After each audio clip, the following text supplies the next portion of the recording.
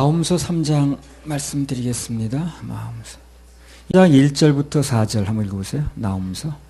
화 있을진저 피성이여 그 속에서는 괴우가 강포가 가득하며 늑탈이 떠나지 아니하는도다. 휙휙하는 채찍 소리, 굉갱하는 병거 바퀴 소리, 뛰는 말 달리는 병거, 충돌하는 기병, 번쩍이는 칼, 번개 같은 창, 살육당한 때, 큰 무더기 죽음, 무수한 시체여 사람이 그 시체에 걸려 넘어지니 이는 마술의 주인된 아리따운 기생이 음행을 많이 함을 인함이라. 그가 그 음행으로 열국을 미혹하고 그 마술로 여러 족속을 미혹하느니라. 자, 이런 본문을 읽으면 그림이 좀 떠오릅니까? 그림이 떠올라야 되겠죠. 그림이. 모든 게 그림이 떠오르면 이해가 빨라요. 그래서 글로만 자꾸 보지 말고 그림으로 떠올라야 됩니다. 그냥 막 채찍을 막 때리고 휙휙 소리가 막 나고 병거 바퀴 소리가 막 나고 기병들이 막 충돌하고 그냥 칼이 번쩍이고 시체가 막 넘어지니까 막 건너뛰고 그냥 시체 걸려 넘어지고 그런다 그러잖아요. 그래서 니느웨가 이제 철저하게 외국 군대에게 짓밟히고 이제 망하게 된다는 예언을 하는 겁니다. 지금 얼마나 그 장면이 실감 나는지 눈앞에서 보는 것 같잖아요, 그죠? 그러면 이들이 이렇게까지 망하게 된, 비참하게 된 원인이 어디 있냐는 거예요. 그 원인을 알아야 또 결과도 알 수 있는 거니까. 또 원인을 알아야 예방도 할 수 있는 거니까. 뭐 가까운 원인은 그거죠. 1절에 나온 대로 다른 나라 백성들이 피를 많이 흘렸어요. 이 아수르 사람들이. 그리고 아주 강포, 포악하게 그 사람들을 막 뺏고 늑탈하고, 그런 게 이유가 물론 크겠습니다만 하나님께서 보실 때 그들의 가장 근본적인 문제는, 가장 근본적인 죄는 4절에 나옵니다. 4절 한번 읽어보세요. 이는 마술의 주인된 아리따운 기생이 음행을 많이 함을 인함이라. 그가 그 음행으로 열국을 미혹하고 그 마술로 여러 족속을 미혹하느니라. 네. 그들이 하나님을 가장 진노하게 만든 것은 음행과 마술로 열국들을 미혹하게 만들었다는 거예요. 여기서 말한 음행은 이제 육적인 것보다도 영적인 음행을 얘기를 하는 거예요. 그러면 아수르가 언제 이스라엘 백성들을 그렇게 영적인 음행을 하게 만들었는가? 그것도 한번 보겠습니다. 열왕기하 17장 24절. 하나님 굉장히 민감하게 여기는 죄니까. 열왕기하 17장 24절. 아수르 왕이 바벨론과 구다와 아와와 하맛과 스발와임에서 사람을 옮겨다가 이스라엘 자손을 대신하여 사마리아 여러 성읍에 두매 저희가 사마리아를 차지하여 그 여러 성읍에 거하니라. 아수르 왕이 이스라엘 점령하고 나더니 뭘 했느냐면 그 이방의 그 민족들, 그 잡다한 민족들 그걸 자꾸 이주시키는 거예요, 강제로. 그리고 거기 본토인들은 딴 데로 보내고. 근데 그들이 오면서 무슨 일이 벌어졌냐면요. 열왕기하 17장 29절에 33절 읽어보세요. 그러나 각 민족이 각기 자기의 신상들을 만들어 사마리아 사람이 지은 여러 산당에 두되 각 민족이 자기의 거한 성읍에서 그렇게 하여 바벨론 사람들은 숲꽃 분옷을 만들었고 굿 사람들은 네르가를 만들었고 하마 사람들은 아시마를 만들었고 아와 사람들은 니파스와 다르닥을 만들었고 스발와임 사람들은 그 자녀를 불살라 그 신 아드람멜렉과 아남멜렉에게 드렸으며 저희가 또 여호와를 경외하여 자기 중에서 사람을 산당의 제사장으로 택하여 그 산당에서 자기를 위하여 제사를 드리게 하니라. 이와 같이 저희가 여호와도 경외하고 또한 어디서부터 옮겨왔든지 그 민족의 풍속대로 자기의 신들도 섬겼더라. 예. 그래서 이들이 한 일이 뭐냐면 영적으로 혼합을 시키는 거예요. 이게 가장 싫어하는 거거든요, 하나님이요. 예. 이방인들 자꾸 이주시켜 오는데 그 사람들이 사람만 온 게 아니라는 거예요. 각종 잡신들을 자기 섬기던 걸 같이 가지고 들어오는 거예요. 그걸 전파해가지고 그 이스라엘 내에 혼합 종교를 만드는 거죠. 영적인 음행을 하게 한 거예요. 그게 가장 큰 이유입니다. 망하게 된 이유. 열왕기하 17장 36절. 오직 큰 능력과 편팔로 너희를 애굽에서 인도하여 낸 여호와만 너희가 경외하여 그를 숭배하며 그에게 제사를 드릴 것이며. 그리고 어떤 경우에도요. 주님만 경외하고 주님만 사모해서 예배 성공하면요. 그게 비참하게 망하진 않아요. 거기서 다 무너지는 거예요, 사람들이. 나라도 마찬가지예요, 나라도. 나라에 어떤 잘못된 정책들이 좀 나온다 할지라도 그 나라가 예배 성공하고 정말 하나님께 영광 돌리고 그러면 그 나라는 잘 되게 돼 있어요. 다 거기 문제가 큽니다. 여호와만이 중요합니다. 만 경외하고 숭배하고 그분에게만 예배드리라고 그랬잖아요. 예. 그게 안 되면 영적 음행이 되는 거예요. 그 음행을 하는데 잘 될 리가 없죠. 어느 남편이 부인이 음행하는데 봐줄 리 없죠. 어느 신랑이 봐줄 수 없듯이 하나님도 우리 신랑이신데 그 신부가 그 하나님의 백성들이 영적 음행을 하면 그건 받을 수가 없는 거예요. 다른 건 다 허물을 인정한다 할지라도. 그런데 그 영적 음행의 원인을 직접적으로 제공한 자가 바로 아수르 왕과 그 이제 아수르 나라 사람들이었다는 거거든. 그게 망하는 거예요. 너무 비참하게. 그래서 가장 하나님 앞에서 민감하게 하나님 민감하게 생각하시는 부분은 오직 여호와만 믿지 못하는 겁니다. 그게 가장 큰 죄고 가장 큰 허물이에요. 오늘 마찬가지입니다. 오늘 가장 큰 죄는 오직 예수만 믿지 못하게 하는 거예요. 그게 가장 큰 거예요. 뭐 예수도 믿고 나도 믿고 원죄는 하나님이 해결했지만 자범죄는 내가 해결해야 되고 전부 예수만 믿는 게 아니거든. 그게 다 그 하나님과 굉장히 민감한 문제예요. 근데 그게 얼마나 민감한 문제라는 걸 모르고 그냥 막 하는 거야. 겁도 없이 뭘 무식하면 용감하다고. 신앙 얘기도 하고 종교 얘기도 하고. 그래서 그걸 혼합시키는 게 가장 큰 죄라는 겁니다. 그래서 그 아수르 왕이 오늘 그렇게 비참하게 망한 것처럼 누군가 그렇게 혼합 사상을 넣는다면 그 사람이 목사인지 뭔지 하여튼 자우지간 그런 혼합 사상을 넣는다면 필경은 망하는 거예요. 그런 음행을 하게 하는 게 하나님을 가장 진노케 하는 거거든요. 하나님이 민감하게 생각하는 죄는 우리가 생각하는 이런 도덕적인 죄가 아니에요. 우리는 그런 걸 크게 알지만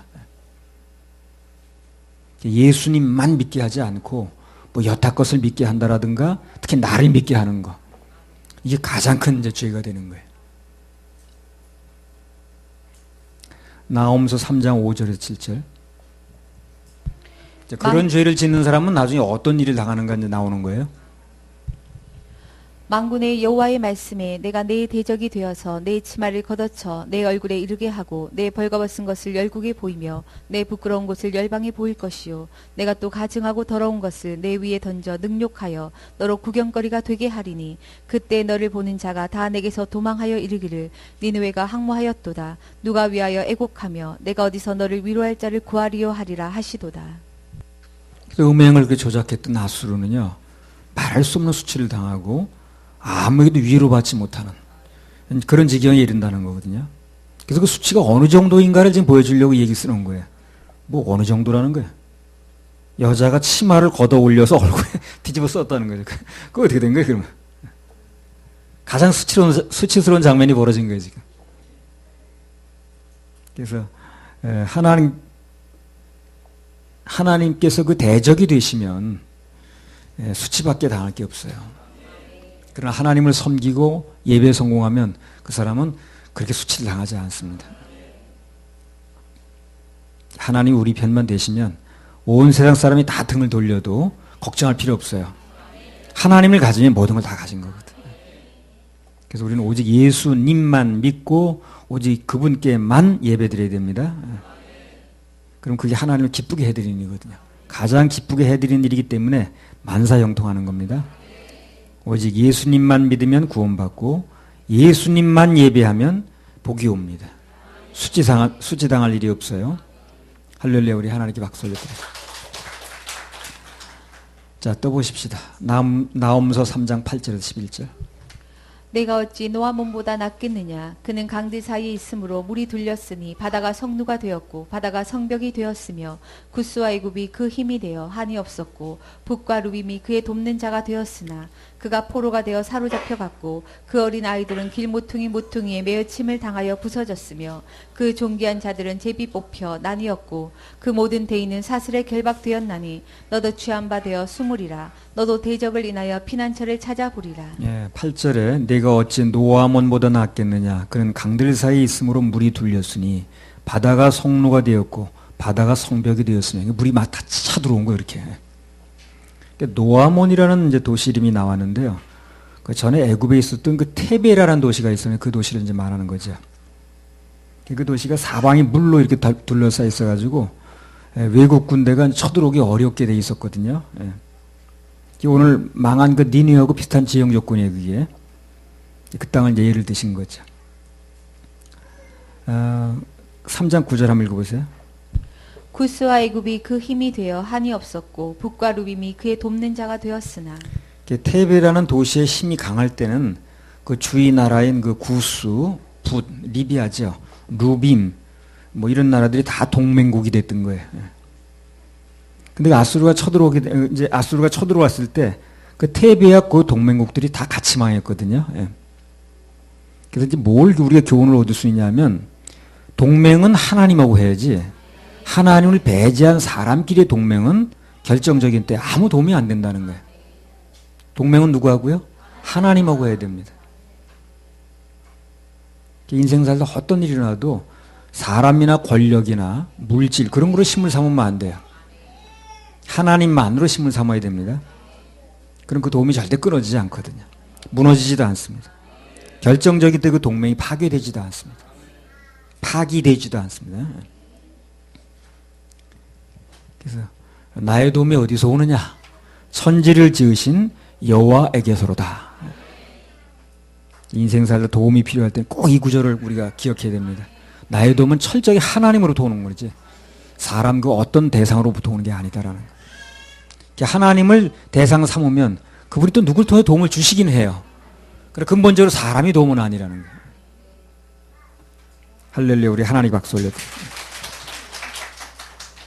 자, 나홈서 3장 12절에서 18절. 너희 모든 산성은 무화과 나무의 처음 익은 열매가 흔들기만 하면 먹는 자 입에 떨어짐과 같으리라.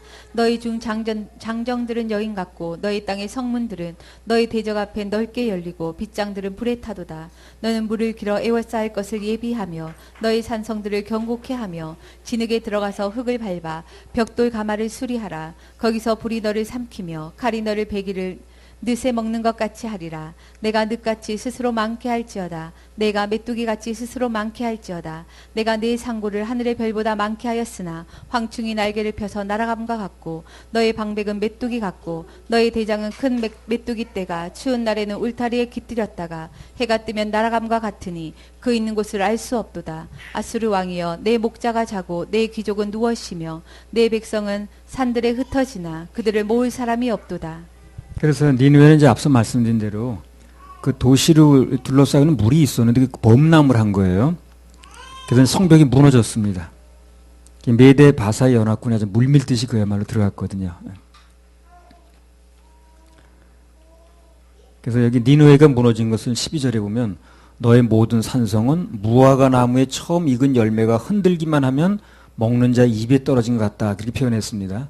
표현도 참 재밌게. 무화과 나무에 처음 익은 열매는요, 살짝 흔들기만 해도 우수수 떨어진다고 그러게. 니네가 그만큼 힘없이 무너졌다고 말이에요. 아무리 외적 막는다고 방비를 잘하고 산성을 짓고 벽돌 가마를 수리해가지고 새 벽돌을 찍어내고 나름대로 방비를 했는데 그 사람들이 하나님께서 치시니까 밑보여가지고 철저하게 무너진 거 이렇게. 하나님을 등지면 아무리 인간적으로 애를 써도 그야말로 백약이 무효라. 반대로 하나님께서 지켜주시면 이 세상 어느 누가 건드려도 끄떡이 없습니다. 우리도 그걸 믿어야 돼 지금. 하나님이 지켜주시면 이 나라는 지켜진다. 근데 문제는 하나님이 지켜주실 만큼 이 나라가 그렇게 마음에 드느냐 하는 거예요. 이제 그게 나는 늘 불안한 거지. 그래서 미약하나마 우리라도 예배드리고 있으면. 나홈 3장 16절. 내가 네 상고를 하늘의 별보다 많게 하였으나 황충이 날개를 펴서 날아감과 같고. 그래서 니느웨 사람들이 그 상고라고 그랬는데요. 이 장사술이 발달해서 그 사람들이 그래가지고 그 장사 수완을 가지고 돈을 많이 벌었습니다. 근데 어떻게 됐다는 거예요, 그게? 황충이 날개를 펴서 날아가듯이 다 날아갔다는 거예요. 원래 황충이라는 게요, 붙어 있을 동안에 다 먹어요. 다 먹고 나면 미련 없이 날아가 버립니다. 황충이 상징하는 바는 내 인생에 손해가 일어나게 하는 모든 걸 다 말하는 거예요. 황충. 그래서 하나님께서 그 황충을 막아주시지 않으면 그것 때문에 남아나는 게 없다고. 말라기 3장에 보면 뭐라 그랬어요? 하나님의 것을 온전하게 구별하면 황충들이 붙지 않게 해주신다고 그랬죠. 11조라는 게 원래 이제 드린다기보다도 구별하는 거거든요. 그분 거니까. 그렇죠? 헌금이라기보다도 구별하는 겁니다. 그분 거니까. 구별한 것 뿐인데 이렇게 갚아주신다니까 감사한 거예요. 그리고 아무리 그들이 방비를 잘해도 황충이 먹어버리고 날아가듯이 그렇게 된다는 거예요. 그러니까 이제 그런 거 믿으면 안 된다는 얘기를 하는 거죠. 나홈서 3장 19절. 너의 다친 것은 고칠 수 없고 네 상처는 중하도다. 네 소식을 듣는 자가 다 너를 인하여 손뼉을 치나니 이는 내 악행을 늘 받지 않는 자가 없음이 아니냐. 그래서 그 아수르 그 니누의 사람들이 너무 주위를 괴롭혔는데 그 아수르가 멸망을 당했다 그러니까 그 소식을 듣고 사람들이 어떻게 했다는 거예요, 전부. 예, 손뼉을 막 치는 거예요. 그러니까 이제 그래요. 누가 됐든 간에 그 사람이 망했다고 소문이 나는데 어려움을 겪는다고 소문이 났는데 잘 됐어 하고 박수치게 만들면 안 되는 거예요. 그렇겠죠. 그렇게 살면 안 되는 거예요. 그 사람이 망하고 어려움 겪었다 그럴 때 뭐 그래도 좀 동정의 눈빛을 보내게 그래 해야지 잘 됐어 하고 박수치게 하면 되겠어요. 가장 잘 사는 방법이 뭐냐면요. 물질이 있으면 하나님께 심고 하나님께는 심고 사람들과는 나누는 것입니다. 그게 하나님께는 복받고 사람들에게는 칭찬받는 가장 잘 사는 방법이에요. 할렐루야. 우리 하나님께 박수 올려드려요. 자, 그래서 나홈서는 그 니느웨가 망하는 얘기를 이제 집중적으로 써놓은 장인데 그걸 통해서 우리에게 이제 적용할 부분을 한번 적용을 해봤습니다. 그걸 끝내고요. 하박국서 한번 들어갑시다. 하박국서. 하박국 1장 1절에서 3절. 선지자 하박국의 묵시로 받은 경고라. 여호와여, 내가 부르시줘도 주께서 듣지 아니하시니 어느 때까지리이까. 내가 강포를 인하여 외쳐도 주께서 구원치 아니하시나이다. 어찌하여 나로 간악을 보게 하시며 폐역을 목도하게 하시나이까. 대저 겁탈과 강포가 내 앞에 있고 변론과 분쟁이 일어났나이다. 이 본서의 기자인 하박국은요, 물론 선지자 역할도 했습니다만 3장에 보면 시인이에요. 이 사람이 음악가이기도 합니다. 하박국이라는 이름 뜻이 뭐냐면 풀다, 달라붙다, 뭐 포용하다 그런 뜻이 있어요. 그래서 이제 이름 그대로 하박국은 하나님께 바짝 달라붙어서 무슨 질문을 이렇게 많이 했어요, 이 사람이. 예. 그 질문의 내용이 맨 그런 거예요. 왜 내가 부르짖어도 안 들으시냐? 어느 때까지냐? 왜 나로 하여금 그런 패역한 것도 자꾸 보게 하시냐? 왜 악인이 더 잘 되냐? 뭐 이런 거예요, 이제. 질문이 많았습니다. 바짝 달라붙어서. 그래서 이제 뭐 질문이라기보다 투정 섞인 이제 그런 건데요. 하나님께서 참 너그럽게 포용하는 마음으로 이렇게 답변을 해주신 내용이 이제 하박국서 내용이에요. 예. 이제 하박국서의 그 기록 연대가 갈대아 바벨론 사람이죠. 예. 쳐들어온 것을 미래 사건으로 얘기를 해요. 그러니까 주전 610년경에 이제 쓰여진 걸로 보여집니다. 4년 뒤 주전 606년에 실제로 바벨론이 쳐들어왔거든요. 예, 그러니까 그 전의 사건이니까. 예. 앞으로 나오겠습니다만 하박국서 2장 4절에 무슨 말씀이 나오냐면 예, 의인은 믿음으로 말미암아 살리라. 이게 굉장히 유명한 말씀이 됐어요. 나중에 그 바울 사도, 신약 시대 살았던 바울 사도에게 영향을 미쳤습니다. 이게 바울이 신약에서 의인은 믿음으로 말미암아 살리라는 이 구절을 4번이나 인용했어요. 그리고 더 훗날, 아주 훗날 중세 그 마틴 루터라는 사람이 오직 의인은 믿음으로 말미암아 살리라. 이게 종교 개혁의 모토입니다. 그게. 그래서 하박국서는 그게 옛날에 쓰여진 거지만 종교 개혁의 이제 선구자 역할도 했어요. 이 하박국서가. 의인은 믿음으로 말미암아 sola fide, 그 only faith. 그래서 오직 믿음으로 산다는 이거가 종교 개혁이 일어난 거거든요. 그래서 이제 의인은 믿음으로 말미암아 살리라 이 말씀이 중요한 뜻이 뭔가 하는 게 2장에 나오거든요. 그 2장 시간 나면 이따 할 텐데 그때 말씀드릴게요. 자, 1장 1절 다시 읽어보세요. 선지자 하박국의 묵시로 받은 경고라. 그래서 하박국의 묵시로 받은 경고라 이런 말씀이 나왔는데 경고란 말은 이제 히브리어로 그 원어로 보면 마샤, 짐이란 뜻이 있다고 그래요. 예. 그리고 하박국이 자기에게 주어진 그 말씀을 짐으로 받았다는 거죠.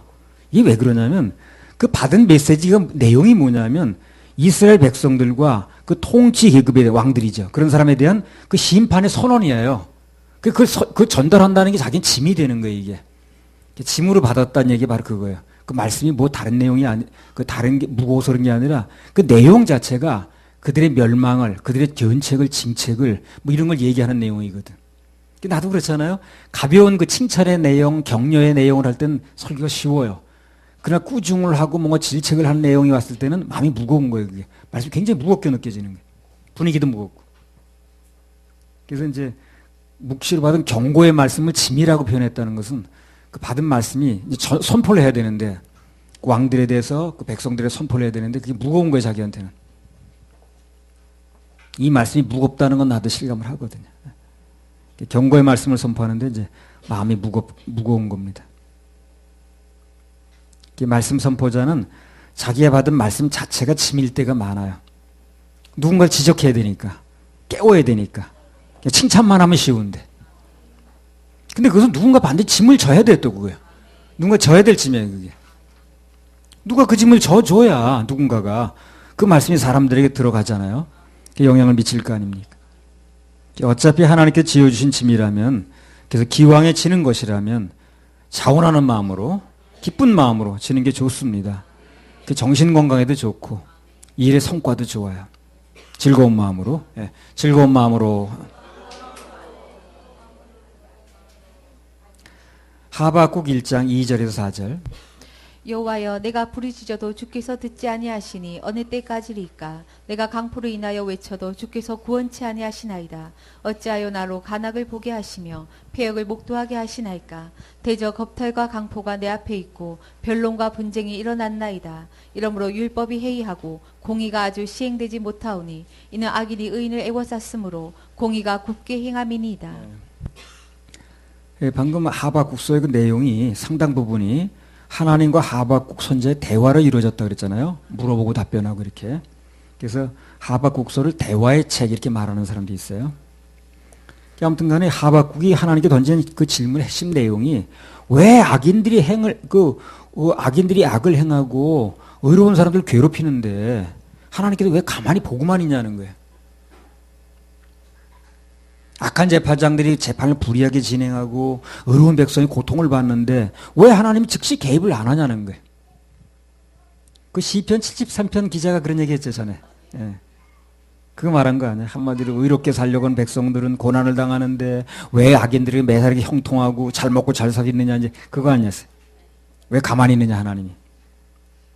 그래서 하박국이 이렇게 원망 섞인 질문을 하니까 하나님께서 1차적으로 답변하신 내용이 5절부터 11절까지 나오는 겁니다. 한번 다시 읽어보세요. 5절부터 11절까지 하나님이 답변하시는 거예요. 왜 그런가에 대해서 읽어보세요. 여호와께서 가라사대 너희는 열국을 보고 또 보고 놀라고 또 놀랄지어다. 너희 생전에 내가 한 일을 행할 것이라. 혹이 너희에게 구할지라도 너희가 믿지 아니하리라. 보라, 내가 사납고 성급한 백성 곧 땅의 넓은 곳으로 다니며 자기의 소유 아닌 거할 곳들을 점령하는 갈대아 사람을 일으켰나니 그들은 두렵고 무서우며 심판과 위령이 자기로 말미암으며 그 말은 표범보다 빠르고 저녁 이리보다 사나우며 그 기병은 원방에서부터 빨리 달려오는 기병이라. 마치 식물을 움키려 하는 독수리의 나름과 같으니라. 그들은 다 강포를 행하러 오는데 앞을 향하여 나아가며 사람을 사로잡아 모으기를 모래같이 많이 할 것이요 열왕을 멸시하며 방백을 취소하며 모든 견고한 성을 비웃고 흉벽을 쌓아 그것을 취할 것이라. 그들은 그 힘으로 자기 신을 삼는 자라. 이에 바람같이 급히 몰아 지나치게 행하여 득죄하리라. 하박국 선지자가 왜 이렇게 그 나쁜 일 하는 사람들 왜 그냥 내버려 두느냐고 이제 불평비슷하게 얘기를 했는데 한마디로 답변하시는 거예요. 앞으로 갈대아 사람들을 일으켜서 내가 볼 때 그 불의한 자들을 싹쓸이 하겠다는 겁니다. 그래서 아주 피도 눈물도 없는 그런 인정도 없는 갈대아 사람들을 일으켜서 유다를 멸망시키겠다는 거죠. 네 눈에 거슬려 보이는 사람들. 그런데 그 고난이라는 게 그들만 당하는 게 아닌 거예요. 그렇죠? 다 같이 고난을 당한다는 거예요. 그 다 같이 고난 당하는 사람에게는 중에는 하박국도 포함되는 거예요, 그게. 그런 얘기를 함부로 하면 안 되는 거예요. 그래서 저 사람 왜 악한 사람 왜 이렇게 내버려 둡니까? 이런 얘기를 막 할 일이 아닌 거예요. 자 보세요. 그 갈대아 사람이 일어나가지고 이스라엘 치러 왔다는 얘기거든. 그럼 전쟁이 났다는 얘기 아니겠어요? 그 전쟁이 일어나면 포로가 되고 잡혀가는 과정에서 무사한 사람이 누가 있겠냐고 거기.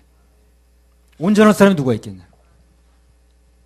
지금 우리나라는 만약에 전쟁이 난다고 그런다면 전기도 공급 안 되고 수돗물도 안 나오고 그러면 뭐 우물을 갑자기 팔 수도 없고 말이야. 그 수혜시 환상실도 안 내려갈 텐데 그 고통에서 자유로울 사람이 누가 있겠냐고.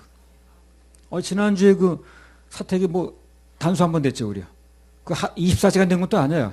낮에 잠깐 된 건데 나 교회 와서 양치를 했어요. 예. 그렇게 불편하더라고. 그러니까 하나님께서 나쁜 사람들에게 빨리 징계를 안 내리시는 이유 중에 하나가 우리 하나님의 자녀들 보호하기 위한 거예요. 예. 그러니까 그 마태복음에 나온 대로 그 가라지 뽑다가 알곡도 같이 뽑힐까봐. 그래서 이게 그렇게 빨리 할 수가 없는 거예요, 이게. 그걸 이제 그 하박국도 그러지만 대부분 그렇게 생각하는 거예요. 저 나쁜 인간 왜 내버려 두냐? 하나님이 계시냐 안 계시냐 저걸 빨리 그때 처치해야지. 그게 그렇지 않은 거예요. 그 답변이 여기 나오는 거예요, 하박국에 오늘. 그래서 갈대아 사람을 일으켜서 유다를 치는 건데 그럼 망하겠죠. 그러면 그 불의한 사람들 없어지겠죠. 근데 문제는 그들만 없어지는 게 아니라는 거예요. 전쟁이 일어나면 하박국 자신도 고난을 겪는 거예요. 그걸 하나님 생각하지 않을 수가 없는 거예요. 나는 단순히 왜 저 악한 백성들 그냥 내버려 두느냐, 저 악한 심판자들, 악한 재판가들 싹 쓸어버리지 왜 내버려 두느냐라고 말할 수 있지만 그 전쟁을 일으켜서 쓸어버리는 과정에서 하박국도 무사하지 않다는 거예요. 고통을 같이 겪는다는 거죠. 마치 전쟁 나면 누구 한 사람만 편안한 게 아니고 다 불편하듯이. 물 안 나오면 다 불편하지.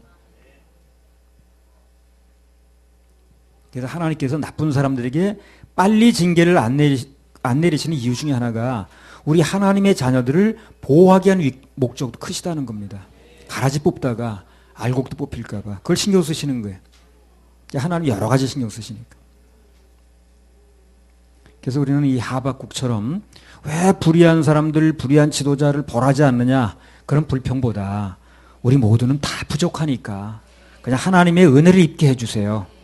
이게 훨씬 좋은 기도입니다. 현재 지도자가 잘못하면 그 징계를 받는 과정에서 우리도 피해를 볼 수가 있으니까 그 지도자를 위해서 기도하라는 거 아니에요? 그래서 우리도 저녁 기도 시간마다 문 아무개를 위해서 기도하잖아요. 그래서 하죠. 저녁마다. 제일 먼저 하잖아요. 그걸. 아무튼 우리 인간은 어쩔 수 없이 실수하고 죄를 질 수밖에 없는 약한 존재이기 때문에 하나님의 은혜를 입게 해달라고 기도하는 게 필요합니다. 누굴 심판해 주세요. 이게 중요한 게 아니에요. 그래서 같이 은혜를 입는 게 나도 살고 너도 살고 모두가 사는 길입니다. 네. 나도 살고 나도 살고 나도 살고 너도 살고 다 살아야 돼요. 하박국서를 이렇게 읽어보니까 그렇게 간단한 일이 아니더라고 이게.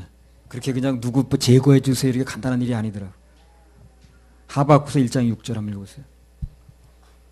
보라, 내가 사납고 성급한 백성 곧 땅의 넓은 곳으로 다니며 자기의 소유 아닌 거할 곳들을 점령하는 갈대아 사람을 일으켰나니. 그래서 사납고 성급한 백성, 자기 소유 아닌 것들을 다 자기 거라고 하는 거. 그런 갈대아 사람을 일으켰다는 거예요. 누굴 치려고? 이스라엘을 치려고.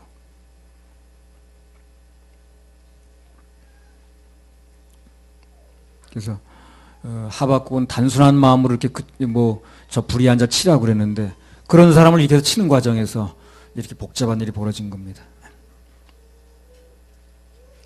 그래서 우리 모두는 하나님의 은혜가 필요합니다. 하나님의 은혜가 필요해. 하박국서 1장 8절.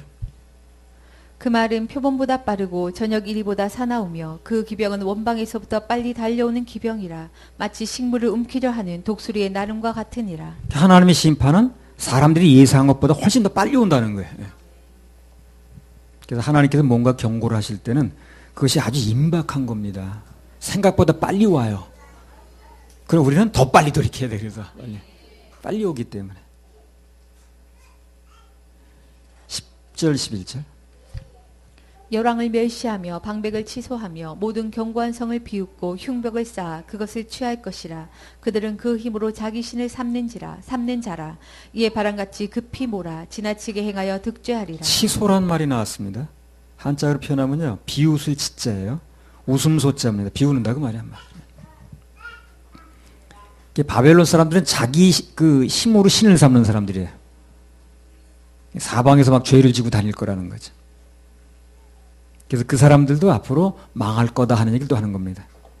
왜 망합니까? 누가 됐든 자기 힘으로 신을 삼으면 다 망하는 거예요.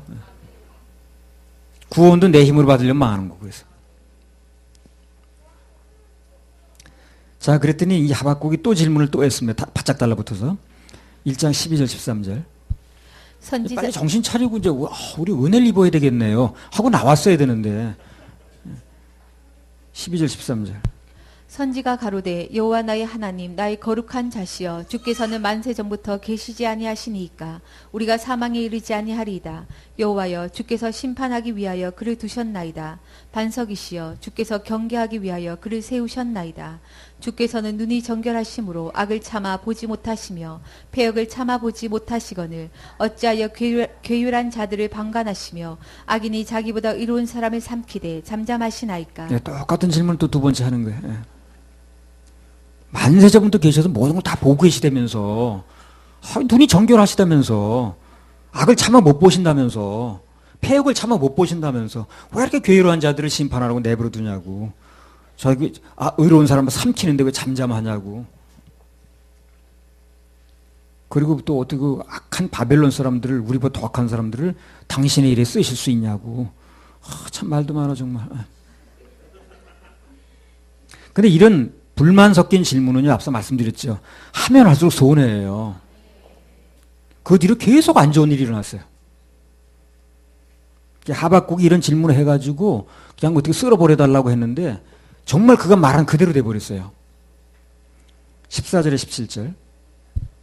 주께서 어찌하여 사람으로 바다의 어족 같게 하시며 주권자 없는 곤충 같게 하시나이까. 그가 낚시로 모두 취하며 그물로 잡으며 초망으로 모으고 인하여 기뻐하고 즐거워하여 그물에 제사하며 초망 앞에 분향하오니 이는 그것을 힘입어 소득이 풍부하고 식물이 풍성케 됨이니이다. 그가 그물을 떨고는 연하여 늘 열국을 살육함이 오르니이까. 예. 이 말씀 그대로 진짜 갈대아 사람들이 쳐들어와 가지고요, 이런 사태가 벌어진 거예요. 이스라엘 사람 다 포로로 잡아가고, 예. 마치 그물에 걸린 고기를 막 떨쳐내듯이 그냥 막 패댕기치고 막 그러거든. 살육을 하고. 하나님께서 이제 방관하시는 분이 아니고요, 눈을 감아서 못 보시는 분도 아니고요, 결국은 심판하시거든요. 근데 그분이 하실 때까지 맡겨야지, 이렇게 우리가 자꾸 재촉하고 뭐 불만을 하고 뭐 하나님 뭐 잘못된 것이냐, 하나님이 무슨 뭐 그냥 뭐 잘 못 보는 것이냐, 이렇게 말해서는 안 된다는 거예요.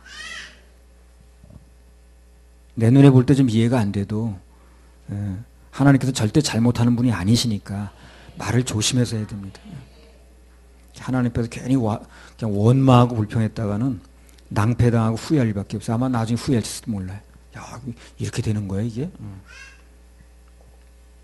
그래서 우리는 그저 하나님 안에 있을 때, 자비하신 그분의 손 안에 있을 때 행복한 거니까 그냥 감사하고 살면 됩니다. 괜히 섣불리 자꾸 원망하고 뭐 절래 왜 내버려 두냐는 둥, 뭐 하나님이 눈 감고 계시냐는 둥, 뭐 그런 소리 해본들 점점 일만 복잡해집니다. 할렐루야. 우리 하나님께 박수 올려드려요. 네.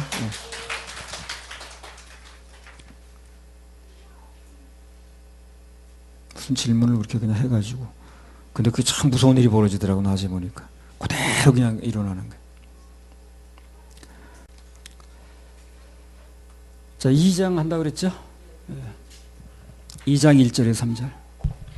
내가 내 파수하는 곳에 서며 성루에 서리라. 그가 내게 무엇이라 말씀하시는지 기다리고 바라보며 나의 질문에 대하여 어떻게 대답하시는지 보리라. 그리하였더니 여호와께서 내게 대답하여 가라사대 너는 이 묵시를 기록하여 판에 명백히 새기되 달려가면서도 읽을 수 있게 하라. 이 묵시는 정한 때가 있나니 그 종말이 속히 이르겠고 결코 거짓되지 아니하리라. 비록 더딜지라도 기다리라.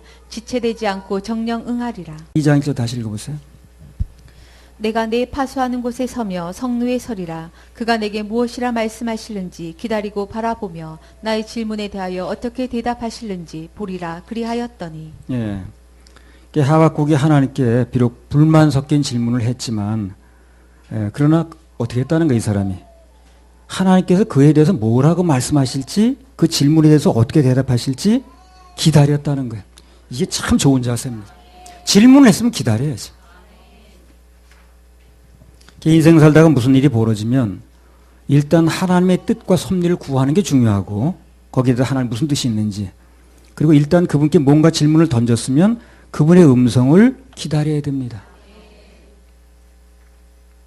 기다리는 마음으로 예배 참석하면 설교 중에 또 스스로 말씀을 읽는 중에도 또 찬양 중 가사가 하나가 와닿든가, 누군가 간증 속에서, 삶 속에서 어떤 현상을 통해서, 아니 뭐 꿈이나 어떤 경로를 통해서든지 다 말씀을 하세요. 그분이 알아듣게. 내가 그분의 응답을 기다리겠다는 그 마음을 가지고 기다리면, 2장 1절에 말씀드린 것처럼 하나님께서 나의 질문에 과연 어떻게 대답하실까 기대하는 마음이 있어야 돼. 기대하는 마음. 말씀을 기다리는 게 곧 하나님 기다리는 거거든. 그래서 이 일을 하나님께서 어떻게 처리하실까, 어떻게 대답하실까 지켜보는 마음이 필요하다는 거예요. 그걸 하나님께서 아주 좋아하십니다. 시편 40편 1절에서 2절.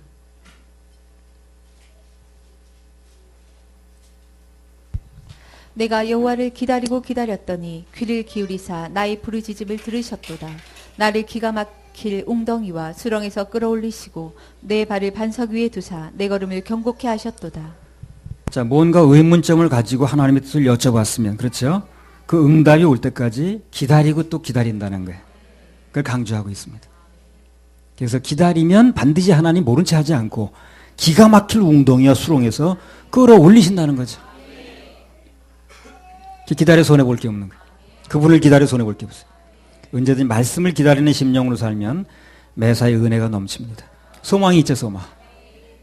예배 드릴 때도, 또 성경을 볼 때도, 길을 갈 때도, 무슨 일을 당했을 때도 지금 내 상황에 맞는 말씀을 달라고 간절히 기대하는 마음을 가지면 응답이 오게 돼 있어요.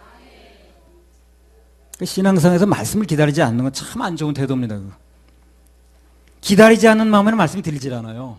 그러니까 안 좋은 태도죠. 뭘 들려야 뭘 하는 건데. 기다리지 않는다고 말씀이 가겠어요. 여기 와도 그래. 말씀을 기다리지 않는 사람은 태도가 안 좋아. 딴짓을 하고 있고 뭐 손장난을 하고 기다리는 마음이 아니잖아. 말씀을 기다리는 사람은 그러지 않아요. 말씀을 기다리는 사람은 오늘 어느 순간에 내게 무슨 말씀이 들려올까 기다리거든. 그럼 그게 손장난할 시간이 없지. 고개나 숙이고 이러는 사람은 그 문제가 뭐냐면 말씀을 기다리는 게 아니거든. 그 마음에 말씀이 갈 리가 없는 거야. 뭐 가야 뭐가 되는 건데 그게. 그분의 음성이 들리면 아멘하고 순종할 자세까지 갖추면 아주 금상첨화죠. 금상첨화. 하박국이 참 불만도 많았지만 그래도 하나님께 묻는 거야. 이 사람은. 물었으면 기다리는 거예요. 그리고 답변해 주는 거야. 기다리니까. 하나님께서 일일이 답변해 주신 이유가 그래도 기다리는 거야. 자기 답변한 걸. 하나님께 답변을 듣겠다고 나오니까 응답하는 거죠. 그래서 하나님께 모든 응답을 의뢰했으면 기다리는 게 좋은 자세라는 거예요. 하박국서 2장 2절에 3절. 여호와께서 내게 대답하여 가라사대 너는 이 묵시를 기록하여 판에 명백히 새기되 달려가면서도 읽을 수 있게 하라. 이 묵시는 정한 때가 있나니 그 종말이 속히 이르겠고 결코 거짓되지 아니하리라. 비록 더딜지라도 기다리라. 지체되지 않고 정령 응하리라. 하나님의 말씀과 그분의 약속은 정한 때가 있다는 거예요. 반드시 이루어진다는 거죠. 그죠? 때가 있다는 거예요. 그래서 오늘 이 말씀대로 좀 더디더라도 기다리라고 그러잖아요. 좀 더디더라도. 그럼 반드시 정령 응하는 날이 옵니다. 그분의 말씀은 절대 거짓되지 않거든요. 그래서 정직한 그분을 인격적으로 신뢰하고 믿는 거, 그게 신앙인의 기본 자세입니다. 그래 그분만 분명히 믿어지면 문제될 게 없어요. 천국도 다 믿어집니다. 그분이 하신 말씀 다 실감납니다. 그렇게 말씀하신 분이 믿어지는데 뭐. 2장 4절. 보라 그의 마음은 교만하며 그의 속에서 정직하지 못하니라. 그러나 의인은 그 믿음으로 말미암아 살리라. 네, 이 얘기 나왔습니다. 이제 구원받는 하나님의 자녀들은 반드시 믿음으로 살 거를 말씀하고 있어요. 그럼 믿음이 어디서 납니까? 로마서 10장 17절. 그러므로 믿음은 들음에서 나며 들음은 그리스도의 말씀으로 말미암았느니라. 예. 믿음은 하나님의 말씀을 듣는 것에서 나거든요. 믿음으로 살려면 늘 말씀을 들어야 돼요. 말씀을 듣지 않고 믿음이 생길 수가 없어요. 믿음이라는 건 말씀을 듣는 데서 나는 거니까. 말씀을 듣지 않는 사람은 말씀이 심령에 들어오지 않은 사람 믿음이 있을 수가 없어요. 누구나 하나님의 자녀라면 비록 환경과 형편이 안 좋아도 늘 그분의 말씀을 사모해야 됩니다. 말씀이 들어와야 믿음이 생기는 거니까. 그리고 그분 그 말씀 받는 기쁨, 말씀 받는 기대, 그걸로 살아야 돼. 말씀을 들어야 믿음이 생기고, 그 믿음이 생겨야 역사가 일어나거든. 말씀을 들어야 예배 드릴 힘도 생기고 삶의 형편도 좋아지거든요. 자, 그러면 앞서 하박국 선지자가 하나님께 그렇게 물어봤잖아요. 왜 악한 자는 잘 되고 오히려 의인은 연단과 환난이 많으냐? 그렇게 이제 질문했잖아요. 그 질문 끝에 뭐가 답변이 나온 거예요, 지금요? 그 질문으로. 그 질문을 이렇게 했는데 그 답변으로 나온 게 그거예요. 의인은 믿음으로 말미암아 산다는 거예요. 조금 좀 뭐 안 맞아 보이지 않습니까? 왜 그렇게 안 믿는 사람은 잘 먹고 잘 사는데 안 먹고 뭐 징계도 없고 이렇게 하나님께서 하나님 섬기려고 하는 의인들은 연단만 받고 환난이 많고 뭐 이러냐고 얘기하냐. 근데 그 질문에 대한 답변을 이렇게 얘기를 하는 거예요. 의인은 믿음으로 말미암아 살리라. 그럼 어떻게 연결이 된다는 거예요, 이게? 한마디로 말하면 우리 하나님의 자녀들에게 있어서 모든 환난은 역경은 다 뭐라는 거예요? 믿음을 키우기 위한 거라는 거죠. 그 얘기 아니겠어요? 그렇죠? 그래서 그렇게 불만불평해 우리 왜 이렇게 환난을 당하냐 연단을 당하냐 그 얘기 속에 그 답변으로 의인은 믿음으로 말미암아 살리라 이 얘기는 무슨 얘기냐면 너희가 환난을 당하고 역경을 당하는 이런 것은 다 믿음을 키우기 위한 것이다 그런 얘기예요. 예. 그래서 그 왜 환난과 연단을 당하냐는 질문에 그 답변을 그 말씀을 하시는 거예요. 그러니까 내 눈앞에서 전혀 이해가 안 되는 그런 환경이 벌어지고 형편이 일어나면 그때는 어떻게 생각하면 좋습니까? 아, 하나님께서 내 믿음을 키우시려고 그러는구나. 틀림없습니다. 그렇게 생각합니다. 그렇게 답변하셨으니까. 그 질문 답변을 그렇게 하시는 거예요. 그러니까 그 안 좋은 환경, 네가 이해 안 되는 환경이 벌어지는 것은 내 믿음을 키우려고 한다는 거거든. 그러니까 내 눈앞에 이해가 안 되는 환경이 벌어지면, 그런 형편이 벌어지면, 아, 하나님께서 내 믿음을 키우시려고 그러는구나. 그렇게 생각하면 되잖아요. 그래서 이 연단이 끝나게 되면 나는 누구보다도 큰 믿음의 사람이 되겠구나. 소망을 가지시기 바랍니다. 그럼 믿음의 주여 온전케 하시는 주님께서 그 문제를 해결해 주시고 그 믿음은 점점 커갈 겁니다. 할렐루야. 우리 하나님께 박수를. 그래서 그래서 그 말씀 끝에 그렇게 답변하시는구나. 그래서 우리가 당하는 모든 내가 그 이해 안 가는 그런 환난이나 역경이 오는 건 다 내 믿음을 키우시려는구나. 그래 그렇게 답변하시는 거예요. 왜 이렇게 우리가 환난을 당합니까? 왜 우리는 이렇게 맨날 그냥 고난을 당합니까? 하는 그 말 끝에 의인은 믿음으로 말미암아 살리라 그 얘기거든.